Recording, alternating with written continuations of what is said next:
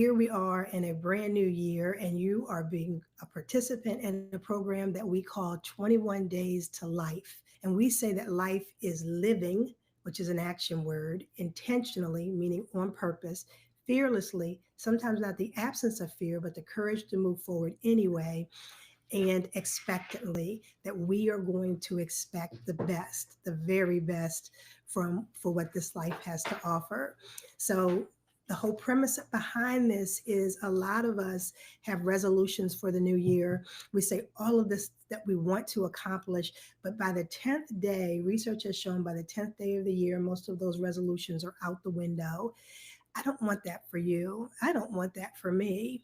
I want to create a year of success so that at the end of this year, you have not only achieved the goals that you set for yourself, but what I believe is more important is that you have become the person that you were created to be. One of the things when I think about the new year is that a new year means we're leaving behind some things in the old year. So I want you for a second to think a little about 2024. And my question to you, just in this moment, this is not the question of the day, is there anything that you're excited about leaving behind in 2024? Maybe there's some experiences you had, some situations, some circumstances that worked your last nerve that you are tired of, and you're moving on to maybe new behaviors, new people. But if you have a moment in the chat, can you share one or two things that you are excited about leaving behind in 2024? I have this tendency to do way too much in too little period of time. And in 2024, I was always busy, always rushing.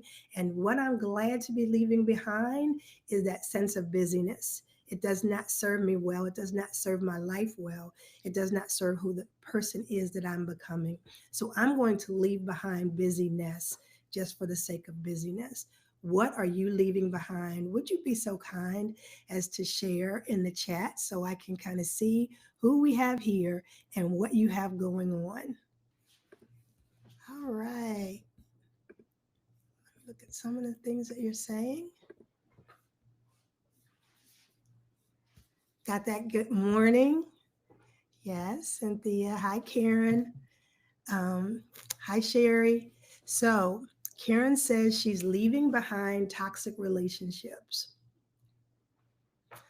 That's a lot of wisdom right there. Um, when 2020 hit and we had the COVID virus, and as I had a chance to reflect that year, I was realizing that some of us, just like the COVID virus, have been infected by viruses that we didn't even realize were in our system and in our psyche. And when you say, Karen, toxic relationships, I say that I absolutely agree with you, because sometimes the people that we have around us are part of the reason that we don't go to the places that we're supposed to go. So our ability, just like we put on that mask during COVID, is to put on a barrier for our lives and be careful about who's around us and what we allow in our spirits. I think that is so very wise. Um, I see Denise saying expectations of others. Girl, you could preach on that one. Um, Oftentimes, we are driven by what other people expect and say. And Denise, you must have had a preview and a part of what I'm going to talk about today. But allowing us to break out of those expectations can be one of the strongest things that we do. I'll take one more, and that's Cynthia, who says, having time for people who don't have time for me. Oh my goodness. Oh my goodness. So being able to surround ourselves by people who give us life, living intentionally, fearlessly, and expectantly, is so important. And so, one of the things that we talk about at the Whole Heart Center is this idea of being intentional. And that whole Precious on our team has said intentional is her word for this year. And I think it's so powerful because we don't realize how much choice we actually have. I grew up, saying things like, you made me feel a certain way, until I did this whole heart work and realized nobody can make you feel anything, but that instead, We choose our feelings, even though if it happens quickly, it is still a choice. What you do does not have to bother me if I choose not to allow it to bother me. So that intentionality about what I feel and what I give to people who are around me is so very important. So I thank you for sharing with me this morning in terms of what you're glad to leave behind. But yet, I also know that there are some things that you may be sorry to leave behind in 2024. For some of that us, that may be, you had a loss, someone passed away in 2024, and you're sorry about going into the new year where that person won't be with you. Or, you may be leaving a job or a relationship or something that you had great hopes for, but for whatever reason, the end of that relationship came. And so as you go into 2025, you won't be taking that person, that relationship, that situation with you. But here's what I'd ask you to consider and to think about, that as you go into 2025, although you can't take that person, let me give you an example. If I had in the year 2022, my dad passed away. So as I went to 2023, it was hard to know that this was the first year that I would go into a new year that he wasn't with me. But when I had a chance to really reflect on that, I realized, oh my goodness, he is with me. He is with me in all of the sayings that he used to say that he'd get up every morning and say, every day's a new day, which I didn't realize was connected to the Bible. And so I had the chance, while I couldn't take him physically, there was a piece of me that I could take into that new year and to every day thereafter. Even something as hard as a divorce or a relationship that ended, while we can't take that person and the relationship into the new year, how did that change you in a good way? What did you learn from it? What can you make sure that in the next relationship you don't do? And so we can choose to take what's best from us for that situation, that person, whatever it was, into the new year. And so as we go into 2025, I'm saying to you, please, let's leave what we don't want in 2024, toxic relationships, all of that kind of stuff, and let's go towards what we do want in 2025 because we have the power of choice. So, that being said, I want to flip back to yesterday and the question that we have. And for those of you who got the worksheet, I'm excited about that. If you haven't gotten the worksheet, it should be in the chat. And if it's not, we'll also make sure that we email it to you. But I want to take you for a second to the worksheet so that you can see exactly what I'm talking about, because I want to bring that question into our discussion today. All right.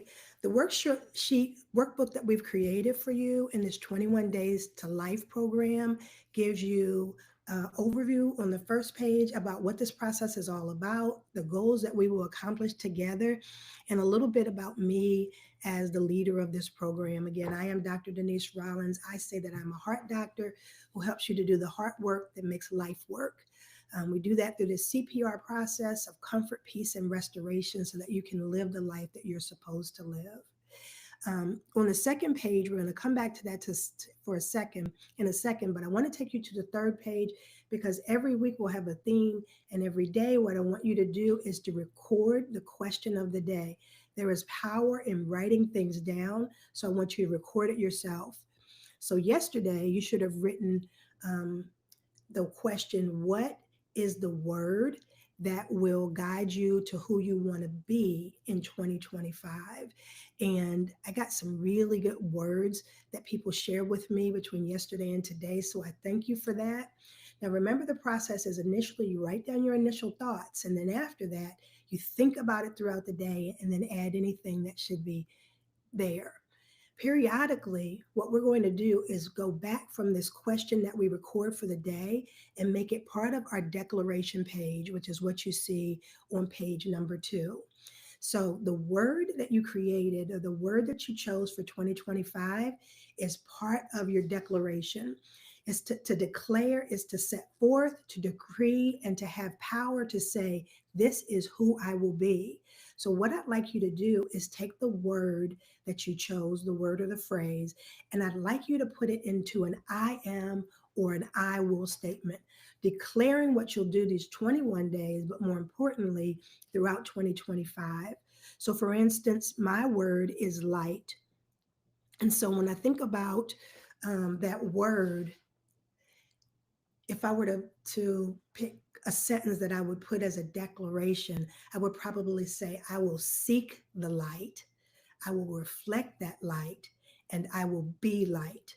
Because I'm going to take these burdens off of me and give it to my creator where they were supposed to be. So I am going to seek the light first, then reflect that light, and then be light. And those are the words that are going to guide me these 21 days and also throughout 2025. So I'm asking you, make sure after, you can do it right now or you can do it after the session, is to go into that square and write your declaration. That declaration is your power. We don't realize sometimes how much choice we have, how much opportunity that we have. And so I'm going to ask you, make your power statement. Now, if that's something you want to share with me or the group at some point, feel free to put it in the chat because it always helps to learn from one another. But I'm really excited about you being able to say that this is life, my life, and I'm actually going to choose. So I'm going to take that off the screen now so I can talk to you again. All right, I'm back. I'm not the best at technology, but I'm learning. In 2025, I'm going to learn even more. So, anyway, I'm excited about you picking your word, and I am excited about you making that word a source of power for yourself. Here's the thing. Have you ever made some really, really great dish, right? And it's so good. Like when I make potato salad, that's good. Now, sometimes I make it and it's not so good. But when I make it and it's hitting on all cylinders, I'm calling people up saying, girl, you want me to bring you some of my potato salad? Because you want to share what's good with someone else. I have friends in my life who will listen to a great sermon or read something great and they'll be like, Denise, you got to read this because we want to share what's good and powerful. So here's the thing. If this so far you find like, yeah, this is good, I'm getting something out of it, pull people in. Because if we are going to do, like Karen said, is leave behind toxic people, what we want to replace those people with is the people who uplift us, who pour into us, who give us strength. It's the friend that you call and you say, oh, I'm struggling or I'm mad about something, and they give you a word or some advice that lifts you to the next level. You don't want the toxic people because they're going to say, girl, you know what you should do? Go pop off and do this. No, they're pulling you down. That's what she means by toxic. But we want people who uplift us. And the way that we get those people to the same place that we are is that we share good stuff with them. So if you think this is an opportunity for them, please share it. And just like my potato salad, it's free. It's free. You know, it doesn't even cost you anything. So I want you to share it. So this morning, we've already talked a little bit about what we want to leave in 2024, what we want to take forward in 2025. And we've also talked about the word that we chose for the year and making that word into a power word, a power declaration that is going to lead us in the year to come. So I'm excited about the potential of that. And I want you to know this, that as we go through this process, I want you to imagine an onion. And if you are dealing with an onion, there's some really slight skin that you peel away and peel away. And the layers sometimes are so small and indescript that you doesn't even look like you're doing something, but you are. That's what this 21 days is about. That in the moment, it's like, yeah, I did that. Oh, yeah, I answered that. But when you look at it and experience it in its totality, what I am telling you, and if I don't do it, I need you to come back and tell me. What I'm telling you is allow this to together, the whole process, to set your year off on fire. At the Whole Heart Center, we have something called the C4 models, and it is about communication, conflict, culture, and connectivity. But do you know that C4 also means the recipe to blow something up? And so, what we're talking about is we're going to blow up the way that you usually enter new year and do it in a way that's different. But we're going to do it not as an initial explosion, but little by little, step by step, question by question. We're going to peel back those layers. And before you know it, you're going to be like, wow, I have changed up everything. And that's exactly where we want you to be. So, that being said, I want to talk a little bit about another topic today.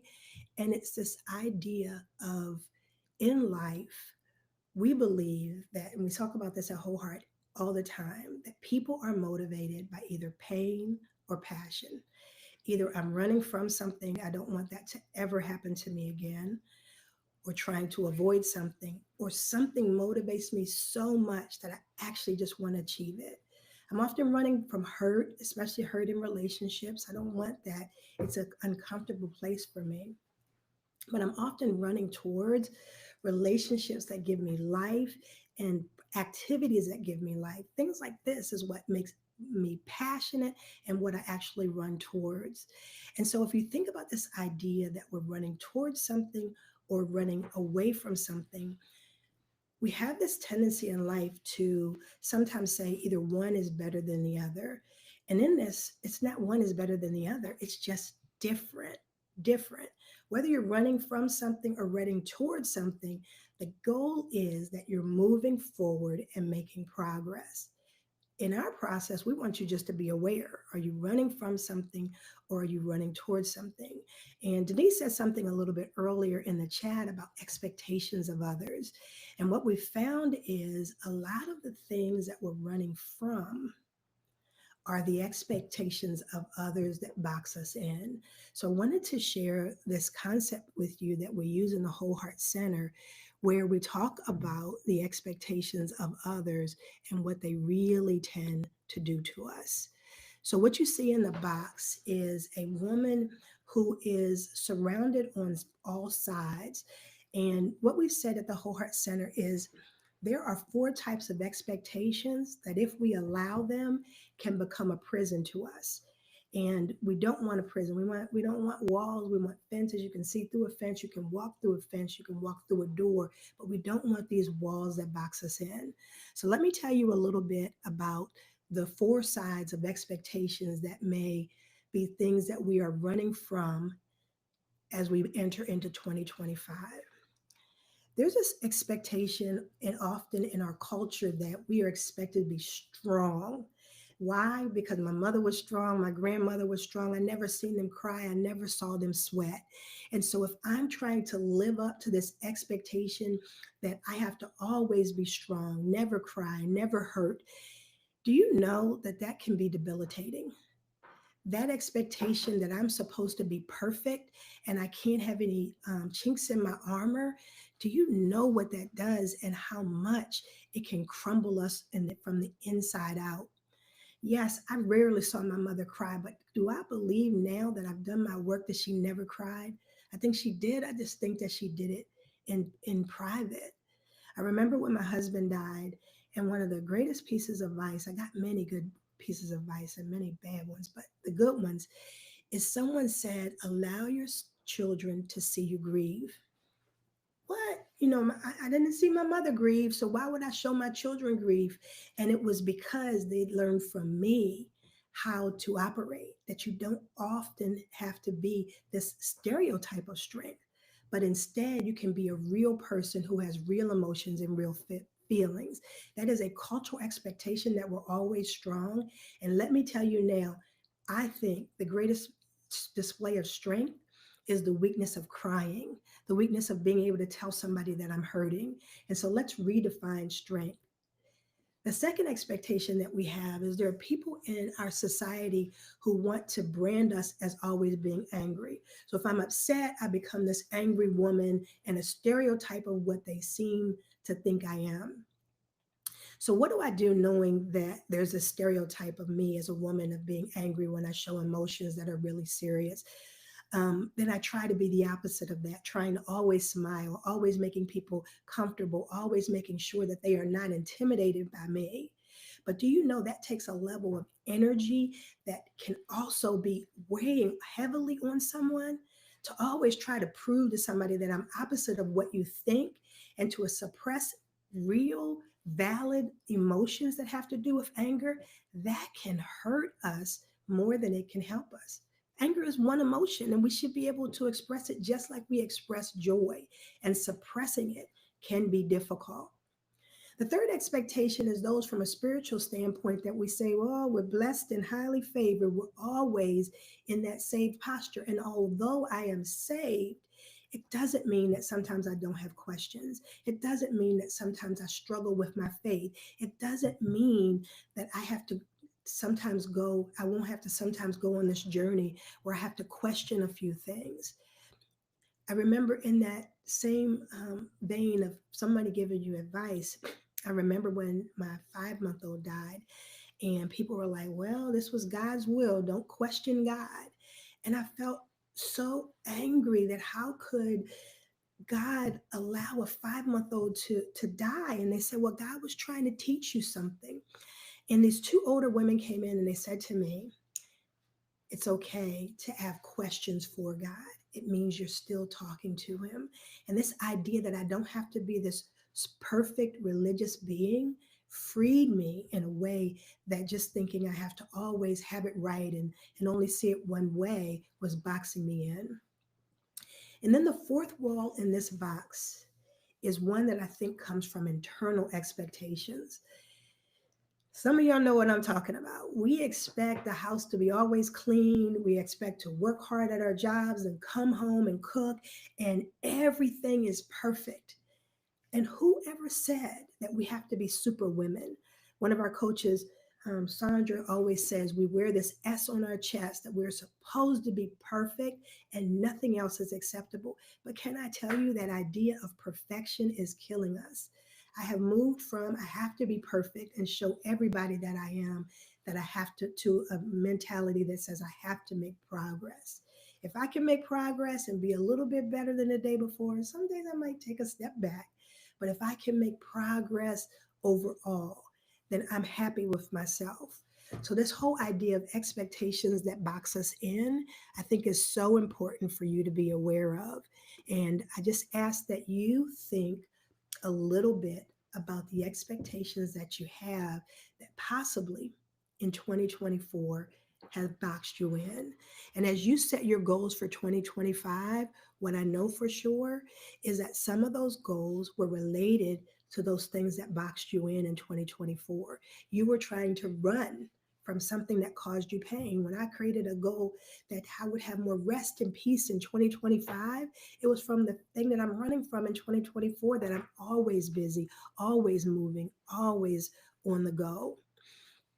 So, with that in mind, I'd like to give you the question for today. And so, let me get this right. So, I want to read it to you. It says, and I want you to write it down. Don't forget, you got to put it in your chart or put it on a piece of paper, but you've got to write this down. What are you running from in 2024? And what are you running toward in 2025? What are you running from in 2024? And what are you running toward in 2025? What I need you to do is write down your initial thoughts of what the answer to that question is. It's a two-part question, but it is powerful and necessary. I need you to write down your initial thoughts on that page 3, line 2 that says day 2. Write those initial thoughts down. And then your mission is throughout the day today to really think on that question, like, what am I running from? This idea of being curious about who you are and what you've gone through is so necessary in figuring out where you're going. Don't just think on it. Ask some of your friends, ask the people who are closest to you. Maybe even say to them, what do I need to run from in 2024? And what do I need to move towards in 2025? As much as they give you input, though, it's you who decides what's going to go on your sheet. So when you come back at the end of the day, you'll take everything that they said and everything you thought about, and you'll complete that answer as to what are you running from in 2024 and what are you running towards in 2025. Remember what I said earlier, it does not matter whether the motivation is pain or passion. What matters is the forward progress that we make. All right. That being said, if you have any questions for me, let me know. But I want you to really think on that question. And if you feel moved, invite other people into this process. If they don't make the 8 to 8:30 time slot that we're broadcasting live, you can still go on YouTube and get the day and watch it and participate just the same. We have this mission at Whole Heart that we want to heal as many hearts as possible. Sometimes we have those problematic relationships around us. It's because the people are hurting too. That ability for us to have empathy and say, well, maybe she did this because she is hurting too. And you may not be able to heal her pain, but what you can do is provide her with tools and access so that she can work on herself just like you are. I believe that the more we focus on us, making ourselves better, and then sharing that good stuff with other people, we will be completing our assignment in this world. All right. Well, we are at 8:26. Can you believe the time went by that quickly? Don't forget that tomorrow we will be together again at 8 a.m. Eastern Standard Time.